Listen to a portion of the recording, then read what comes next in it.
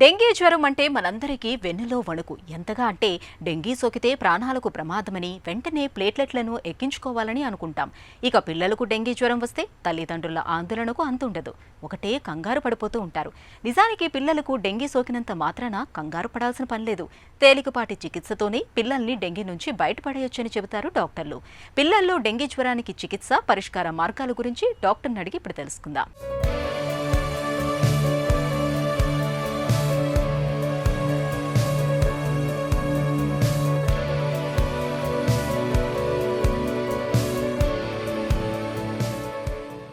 మనకు విషజ్వరాలు కొత్తేమీ కాదు. ఏటా కాలాలు మారుతున్నప్పుడల్లా ఇవి విజృంభించేయటం చూస్తున్నదే.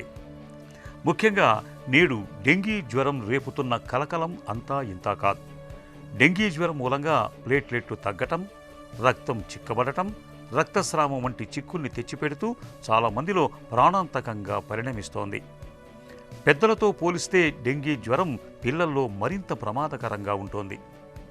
డెంగీకి మూలం ఫ్లేవీ వైరస్లు. ఇవి ఆడ ఈజిప్టై దోమ కుట్టడం ద్వారా వ్యాపిస్తాయి. డెంగీ బారిన పడ్డప్పుడు ఉన్నట్టుండి తీవ్రమైన జ్వరం రావటంతో పాటు ఎముకలు విరిచేలా ఒళ్ళు నొప్పులు ఉంటాయి. అలాగే కళ్ళ వెనుక భాగంలో విపరీతమైన నొప్పి, బాగా ఎక్కువగా నీరసం ఉంటాయి. జ్వరం 2-3 రోజుల్లో తగ్గినట్టు అనిపించి మళ్ళీ రావటం కూడా చూస్తూ ఉంటాం. డెంగీ జ్వరం ఎందుకు వచ్చిందంటే డెంగీ అనే వైరస్ వల్ల వస్తుంది కాబట్టి దాన్ని డెంగీ జ్వరం అని పిలవడం జరిగింది. పిల్లల్లో ఇది చాలా కామన్గా చూస్తుంటాం. ఇదివరకటి కాలం 5 to 8 years బ్యాక్ చూస్తుంటే ఇది సీజనల్గా వచ్చేది. బట్ ఇప్పుడు it is become an 365 days. It is no more an seasonal disease కాదండి. ఈ డెంగీ జ్వరం ముఖ్యంగా ఏంటంటే అండి 1 నుంచి 7 రోజులు, అంటే 2 రోజులు తగ్గిపోవచ్చు, 3 రోజులు ఉండొచ్చు, లేకపోతే ఒకసారి 7 రోజుల వరకు కూడా జ్వరం ఉండొచ్చు. కొన్ని జ్వరాలతో పోల్చి చూస్తే డెంగీ జ్వరం ముఖ్యమైన లక్షణం చాలా హైపర్, 103, 104. మనం ఏమి చేసినప్పటికీ కూడా అది జ్వరం తగ్గదు, తీవ్రత తగ్గదు. పిల్లల్లో ముఖ్యంగా చిన్నపిల్లల్లో, సంవత్సరంలో పిల్లల్లో ఇది ఒకసారి ప్రాణాంతకం అవుతుంది, చాలా సీరియస్ అవుతూ ఉంటుంది. ఎందుకంటే వాళ్ళ ఫీవర్తో పాటు ఈ డిసీజ్ యొక్క పెథోఫిజియాలజీ ఏమైతే జరుగుతుందో దానివల్ల బీపీ తగ్గిపోవటం, రక్త కణాల్లో మార్పులు రావటం, కొన్ని దిక్కుని బ్లీడింగ్ అయిపోవటం జరగటం వలన, కొన్నిసార్లు బ్రెయిన్కి కూడా ఎఫెక్ట్ అవటం వలన, ఇలా మల్టీ ఆర్గాన్ ఇన్వాల్వ్ అవటం వల్ల, ముఖ్యంగా షాక్, డెంగ్యూ జ్వరం వలన బీపీ తగ్గిపోయి దానికి కొన్ని కారణాలు ఉంటాయి మళ్ళీని. సో దానివల్ల ముఖ్యంగా ఏంటంటే కాంప్లికేషన్స్ మనం చూస్తూ ఉంటాం. డెంగీ జ్వరంలో సాధారణంగా 3 దశలుంటాయి. ఒకటి సాధారణ డెంగీ జ్వరం, రెండోది డెంగీ హెమరేజిక్ జ్వరం, మూడోది డెంగీ షాక్ సిండ్రోమ్. చాలామందిలో డెంగీ జ్వరం మొదటి దశలోనే తగ్గిపోతుంది. 2-3 దశల్లో డెంగీ జ్వరం ప్రాణాంతకంగా మారుతుంటుంది. 2వ దశలో డెంగీ జ్వరంలో ఒంట్లో రక్తస్రావం అవటం అన్నది ఈ దశలో కనిపిస్తుంది. ముఖ్యంగా నోట్లో దంతాల నుండి రక్తం కారటం, రక్తం వాంతులు, మలంలో రక్తం పడటం లాంటి లక్షణాలు కనిపిస్తాయి. ఈ దశ దాటిపోతే డెంగీ షాక్ సిండ్రోమ్లోకి వెళ్ళిపోతారు. నాడి పడిపోవటం, బీపీ పడిపోవటం, కాళ్ళు చేతులు చల్లబడటం, తీవ్రమైన దాహం, మానసిక స్థిమితాన్ని కోల్పోవటం లాంటి లక్షణాలు కనిపిస్తాయి. జ్వరం మొదలైన 1 నుంచి 5 రోజుల్లోనే పిల్లలకు NS1 యాంటీజెన్ పరీక్ష చేయాలి. ఇది పాజిటివ్గా ఉంటే డెంగీ ఉన్నట్టు. జ్వరం మొదలైన 5 రోజుల తర్వాత అయితే IgM యాంటీబాడీ పరీక్ష చేయాలి. IgM పాజిటివ్గా తేలితే డెంగీ ఉన్నట్టే. అవసరమైతే IgG యాంటీబాడీ పరీక్ష కూడా చేయాల్సి ఉంటుంది. పిల్లల్లో ఇది అన్ని జ్వరాల్లాగే ఉన్నప్పటికీ జ్వరం తీవ్రత, చాలా నీరసంగా ఉండటం, విపరీతమైన బ్యాక్ పెయిన్, తలనొప్పి, కంటి వెనక భాగంలో నొప్పి రావటం, బాడీ మీద ఏమైనా ర్యాష్ కింద రావటం, అదేవిధంగా మనం పారాసిటమాల్ కామన్గా వాడే మెడిసిన్ వలన దానికి ఇమీడియట్గా రెస్పాన్స్ రావట్లేదు, ఫీవర్ 3-4-5 డేస్కి కంటిన్యూ అవుతున్నప్పటికీ ఒకటి. అదేవిధంగా బ్లడ్ టెస్ట్లో ప్లేట్లెట్స్ పడటం, హిమటోక్రిట్లో మార్పులు రావటం, హిమటోక్రిట్ పెరగటం, కొన్నిసార్లు లివర్ ఎంజైమ్స్ పెరగటం, అలాగే బిఫోర్ 5 days మనకి కన్ఫర్మ్ చేయలేనప్పటికీ కొన్ని యాంటీజెన్ టెస్టుల ద్వారా కూడా దాన్ని మనం కన్ఫర్మ్ చేయొచ్చు. 6th, 7th డే తర్వాత, యూజువల్గా మొదటి వారం అయిన తర్వాత కొన్ని ఇమ్యూనలాజికల్ టెస్ట్, యాంటీబాడీస్ టెస్ట్ చేసి ఈ డిసీజ్ని కన్ఫర్మ్ చేయవచ్చు. డెంగ్యూ జ్వరం ఎనీ వైరల్ ఫీవర్ లాగే ట్రీట్ చేయాలండి. దీనికి స్పెసిఫిక్ యాంటీబయాటిక్స్ అట్లాంటివి ఏమి ఉండవు. దీనికి మనం ఫీవర్ తగ్గించడానికి ఫీవర్ మెడిసిన్ వాడటం చాలా ముఖ్యం. చాలా ఎక్కువగా ద్రవ పదార్థాలు, ముఖ్యంగా నీళ్లు తాగలేని పరిస్థితి, పిల్లలు చాలా నీరసంగా ఉండి తాగలేకపోతున్నారు, ఏమీ తీసుకుంటలేదు అనుకుంటే అలాంటి సమయంలో కొన్నిసార్లు ఐవీ ఫ్లూయిడ్ ఎక్కించడం చాలా ముఖ్యం. అదేవిధంగా వాళ్ళకి ఇతర సపోర్టివ్ మెడికేషన్స్, వామిటింగ్స్ తగ్గించడానికి అవనివ్వండి, పెయిన్ కిల్లర్స్ వాడటం, కొద్దిగా వాళ్ళకి ఎసిడిటీ పెరుగుతుంటే ఎసిడిటీ తగ్గించడానికి మందులు వాడటం వంటి వాటితో వైద్యం చేస్తూ ఉంటాం. కొంతమంది పిల్లల్లో అసలు మీకు జ్వరం తగ్గనప్పుడు వీ యూజ్ ఇంట్రావీనస్ మెడికేషన్స్. ఇదే పారాసెటమాల్ ఇంట్రావీనస్గా ఇవ్వటం, కంటిన్యూస్గా ఫ్లూయిడ్ థెరపీ మీద ఉంచటం. ప్లేట్లెట్స్లో కానీ ఏమైనా మార్పులు వస్తుంటే, ముఖ్యంగా ప్లేట్లెట్స్ బాగా పడిపోతున్నప్పుడు రక్తం హీమోగ్లోబిన్ కూడా తగ్గిపోతుంది, ఎక్కడన్నా రక్తస్రావం జరుగుతుంది, బ్లీడింగ్, ఓరల్ బ్లీడింగ్ అవ్వచ్చు, గమ్స్ బ్లీడింగ్ అవ్వచ్చు, స్టమక్లో బ్లీడింగ్ అవ్వచ్చు, మోషన్లో బ్లడ్ ఉండొచ్చు. ఇలా ఎక్కడన్నా బ్లీడింగ్ అవుతున్నప్పుడు ఇది కొద్దిగా సీరియస్ డెంగ్యూ ఫీవర్ కిందే మనం పరిగణించాలి. కొన్నిసార్లు ఈ డెంగ్యూ జ్వరం, ఈ బీపీ తగ్గినప్పుడు వాళ్ళ యొక్క రక్తం గడ్డకట్టడంలో కూడా చాలా తేడా వస్తూ ఉంటుంది. That leads to dengue haemorrhagic shock.